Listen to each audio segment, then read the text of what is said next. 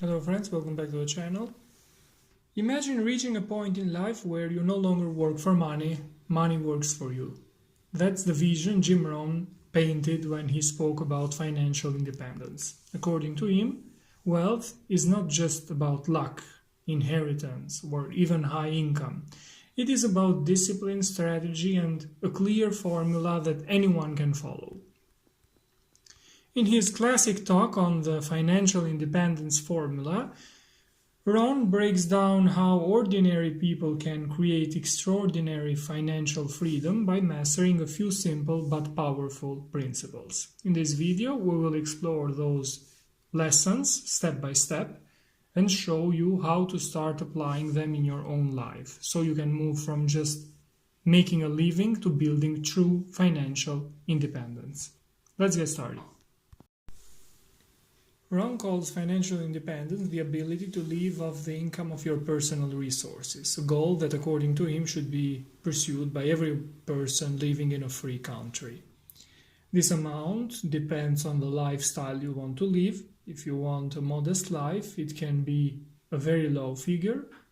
At that point, you can decide whether to work or not. You can work because you want to, not because you have to.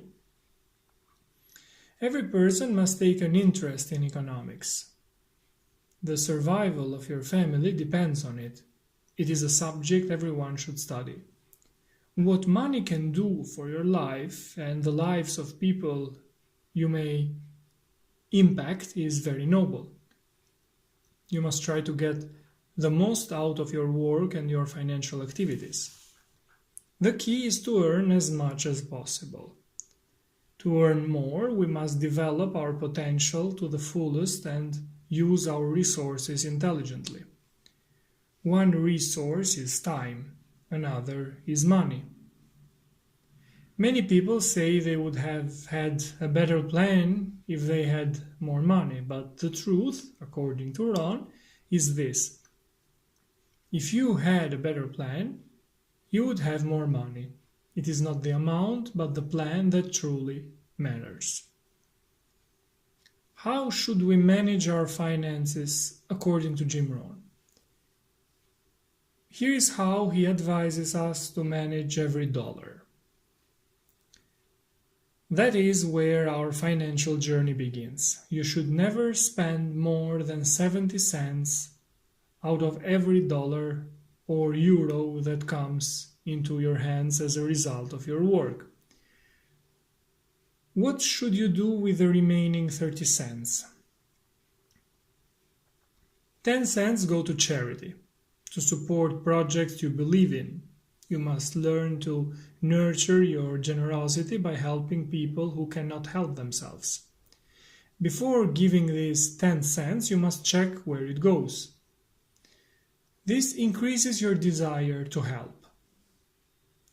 10 cents represent capital put to work. These are investments that generate profits and bring value to the marketplace. This is also the foundation of capitalism, investing capital to increase market value. You invest and take risks to generate profit in the future. The last 10 cents Rohn calls passive capital. You give this to other people or banks so they can invest it and pay you interest. This part of the investment carries no risk because you already know your gain. For example, if you give the bank $10,000 for the next 10 years, in 10 years the bank will give you $10,500. Save money, no risk, no surprises, because you are lending at an interest rate.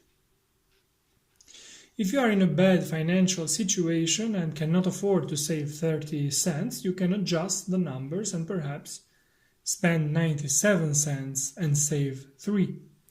According to Rohn, the amount of money you start with does not matter. It's the plan you have that counts. The goal remains to lower the 70 cents and increase the 30. Another piece of advice is to keep strict accounting of your expenses. Try to follow the plan you started And don't get carried away by the joy of your first profits by spending it all. Be serious and commit to sticking to your plan. This will also increase your self-esteem because you will realize you can trust yourself.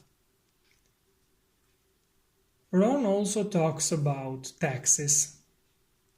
He says taxes must be paid without complaining because the state is the goose that lays the golden eggs.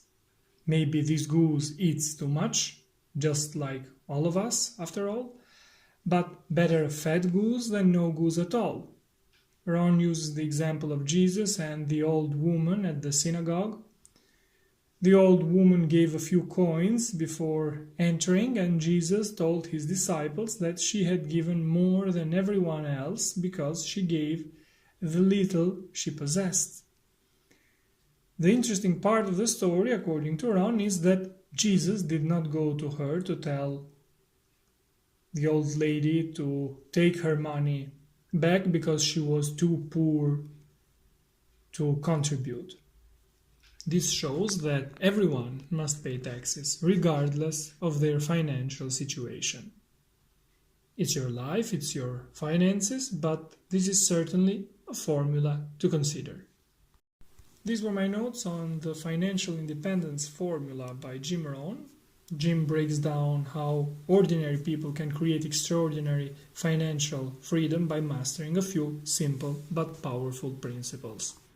Thanks for watching. See you in the next videos. Take care.